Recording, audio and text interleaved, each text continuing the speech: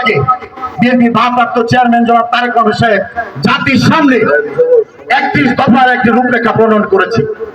আজকে 31 দফার এই রূপরেখায় যেমনি ভাবে শহীদ রাষ্ট্রপতি জিয়া রহমান 19 দফা কর্মসূচি দিয়েছিলেন বাংলাদেশের মানুষের স্বপ্নকে বাস্তবায়ন করার জন্য, স্বাধীনতার অর্জনকে বাস্তবায়ন করার জন্য। বেগম খালেদা জিয়া ভিশন 2030 দিয়েছিলেন দেশের জনগণকে। আবার আমাদের ভারপ্রাপ্ত চেয়ারম্যান 31 দফা দিয়েছেন। 31 দফার মধ্যে বৈষম্যগুলো দূর করে এদেশের মানুষের শাসন ব্যবস্থা যাতে জনবান্ধব হয়, এদেশের মানুষ, কৃষক, শ্রমিক, জনতা, খেটে খাওয়া মানুষ যাতে তার ন্যায্য মূল্য, পণ্যের ন্যায্য মূল্য পায়, দ্রব্যমূল্যের যে ঊর্ধ্বগতি সেটা যাতে রোধ করা যায়, এদেশে যাতে আইনের শাসন হয়, বিনা বিচারে হত্যাকাণ্ড না হয়, এদেশের মানুষ যাতে সুখে শান্তিতে বসবাস করতে পারে, দরজা খুলে ঘুমাতে পারে, এদেশের মানুষ যাতে পেট ভরে 3 বেলা খেতে পারে, এদেশের মানুষ যাতে হাইকোর্টে, সুপ্রিম কোর্টে, জজ কোর্টে, নিম্ন আদালতে সুবিচার পায়, এদেশের মানুষের যাতে 5 বছর পর যে গণতান্ত্রিক অধিকার, মৌলিক অধিকার, ভোটের অধিকার যাতে নিশ্চিত থাকে, তত্ত্বাবধায়ক সরকার ব্যবস্থা পুনর্বর্তন সহ অনেক গুরুত্বপূর্ণ অনেকগুলো রূপরেখা আপনাদেরকে আমাদের জাতির সামনে দিয়েছেন। আজকে আমরা আগামী দিনে যদি দেশের মানুষ আমাদেরকে ভোট দেয় আর এই দেশবাসী আমাদেরকে দেশ পরিচালনা করার সুযোগ দেয়, আমরা মানুষের জন্য কি কি করব সেই রূপরেখার মধ্যে পরিপূর্ণভাবে পরিষ্কার ভাষায় বলা আছে।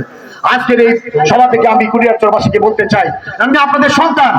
আমার কথা শুনে কত কর্মীর পঙ্গু হয়েছে, কত মা তার সন্তানকে হারিয়েছে, কত অসহায় পরিবার সর্বশান্ত হয়ে গেছে। ছোটখাটো টঙ্গের ব্যবসা, দোকানদারি, বিভিন্ন ভাবে ছোটখাটো ব্যবসা বাণিজ্য করতো।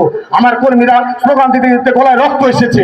আমার কর্মীদের মায়ের চোখের নিচে ঘা হয়ে গেছে কাঁদতে কাঁদতে। স্ত্রীরা তার স্বামীর কথা চিন্তা করতে করতে আজকে তারা অসুস্থ। সন্তানরা বারবার মা বাবাকে জড়িয়ে ধরতো, যখন আমরা ঘর থেকে বের হই, বাবা বের হইও না। এরকম পরিস্থিতিতে আমরা গ্যারান্টি ছিল না ঘরে ফিরতে পারবো কিনা।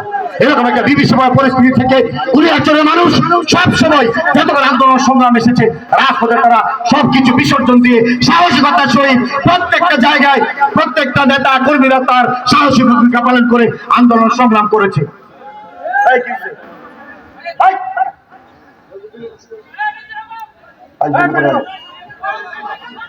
প্রিয় নেতৃবৃন্দ, তাই আজকে আমি বলতে চাই, আমার এই সংগ্রামে বীর জনতা কুলিয়ারচরের আমি কোনো নেতা নই, আমি শুধু আপনাদের ভাই হিসেবে বলতে চাই, আমরা ওয়াদাবদ্ধ, আমার নেতা কর্মীরা ওয়াদাবদ্ধ।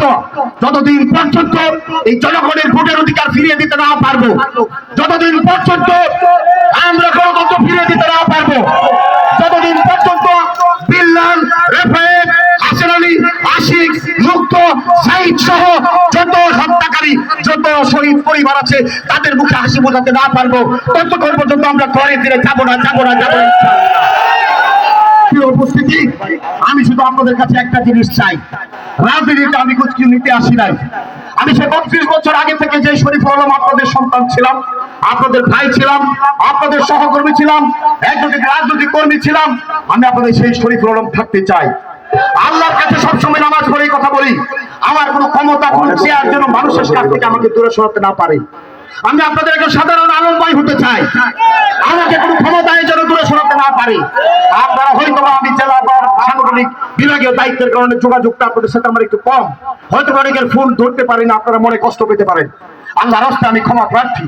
আপনারা কোনোভাবেই চিন্তা করবেন না, যারা আমার ত্যাগী কর্মী 32 বছর, এই 17 বছর সংগ্রাম করেছেন, আন্দোলন করেছেন, এমন কোনো ঘর না, এমন কোনো রাস্তা না, অলি গলি না আমি চিনি না। আমার সেই দুঃসময়ের কর্মীটাকে আমি সময় মতো ঠিকই যত পিছনে সারিতে থাকুক খুঁজে বের করবো। আমার সেই দুঃসময়ের কর্মীকে আমি খুঁজে বের করবো, তার পরিবারে খোঁজ দেবো ইনশাআল্লাহ।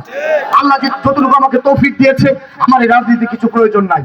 আমি এই ভৈরব কুলিয়ারচরের মানুষকে ওয়াদা করেছি, আমার কর্মীদের কাছে শুধু আহ্বান, তোমার দ্বারা, আমার দ্বারা, আমার কর্মী দ্বারা, আমার দল দ্বারা, আমার নেতা বিএনপির ভারপ্রাপ্ত চেয়ারম্যান তারেক রহমান, বিএনপি পরিবার, বেগম খালেদা জিয়া, বিএনপি ঐক্য থাকে হবে, এরকম কোনো কর্মে তোমরা জড়াবা না। আপনারা এমন কোনো কর্মে জড়াবেন না বিএনপির নামে, দলের বদনাম হবে। দল কিন্তু ছাড় দেবে, আমি কিন্তু ছাড় দেবো না। আমি তো যত বড় কর্মী হন, যত বড় নেতাই হোক, এই কুলিয়ারচরের মানুষ, ভৈরবের মানুষ যে আশায় বুক পেতেছে, দীর্ঘ 17 বছর যে নেতৃত্ব শূন্য পরিস্থিতি এই কুলিয়ারচরের ভৈরবের মানুষ অবলোকন করেছে। আজকে রাস্তাঘাট, ব্রিজ, কালভার্ট, যে উন্নয়নের যে ডামাডোল হওয়ার কথা ছিল, ধারাবাহিকভাবে অনেকগুলো ভোটারবিহীন সরকার যাওয়ার পরেও আমরা এই এলাকার মানুষের ভাগ্য পরিবর্তনের কোনো উন্নয়ন কর্মকাণ্ড দেখি নাই। অতএব আমি আল্লাহকে হাজির নাজির করে বলতে চাই, আমি যে দলটা করি, এই দলটা আমি আগে বলেছি, আমার মা 3 বারের প্রধানমন্ত্রী আমাকে সন্তানের মতো স্নেহ করে। আমার নেতা বিএনপির ভারপ্রাপ্ত চেয়ারম্যান তারেক রহমানের ছোট ভাইয়ের মতো করেন। আমি শুধু আপনাদের কাছে শুধু একটা ওয়াদা করতে চাই, যদি আল্লাহ আমাদেরকে সেই সুযোগ দেয় আর বিএনপিকে দেশ পরিচালনার দায়িত্ব দেয়, আর আমি যদি আপনাদের এই সমর্থনে যদি পার্লামেন্টে যেতে পারি, আল্লাহ যদি সুযোগ দেয়, আপনারা শুধু আমাকে সেই সময়টুকু দেন, ইনশাআল্লাহ এই এলাকার মানুষ